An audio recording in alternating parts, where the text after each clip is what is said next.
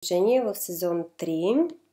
Става въпрос за така наречената магическа феичка Лекси, която помага на децата с затруднения в учението. Тук на вход и регистрация се регистрира родителя.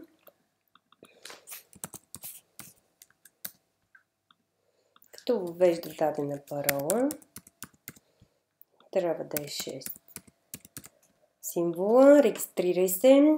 Съответно се получава така нареченият потвърждителен имейл. Ето го и него. Потвърждаваме, съответно ни казва, че е станало успешно потвърждението. Влизаме в нашата регистрация и тук добавяме детски профил. Когато добавим детския профил, тези неща нямат никакво значение. Така, завърши регистрацията. Така, след което, когато направим регистрацията, може детето да влезе. Момент сега. Излизаме и влизаме с детския профил, който е този. Така, влизаме в този. И съответно това е пространството в детския профил.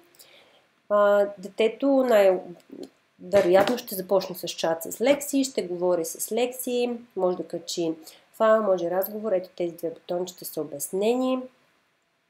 Здравей, как мога да ти помогна днес? Така, Лекси казва, изговаря тези неща, предпочита ги. Тук можем да говорим с Лекси.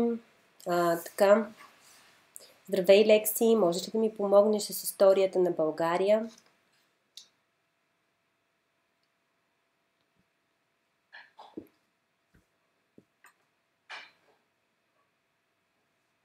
Здравей, Таня.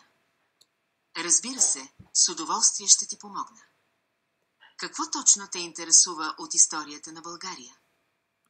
Така, ясно е. Лекси винаги препрочита текста, благодарение на този тул, в който изпъкват буквичките, докато чете. Може да се върнеш към самият разговор, може да затвориш поленцето и да качиш файл, в който примерно имаш някакво домашно, може да е документ, може да е изображение или каквото и да е било. Сега не съм подготвена с точно, но да кажем това. Отваря го. Съответно тук ти казва, че е качено. Може да ти помогне с домашното, може да ти обясни с разговор и може да направи обобщение, да прочети дословно така. Това са опциите, примерно помощ с домашното. Съответно нашия тул извлича текста от самият файл. Ако това е домашно, съответно ще има въпроси, на които детето ще трябва да отговори. Обясни в разговор по същата логика, нали, се извлича текста от нашия файл и така. В момента това е. Може да качиш, може да продължиш разговора, можеш и да пишеш нещо на Лекси.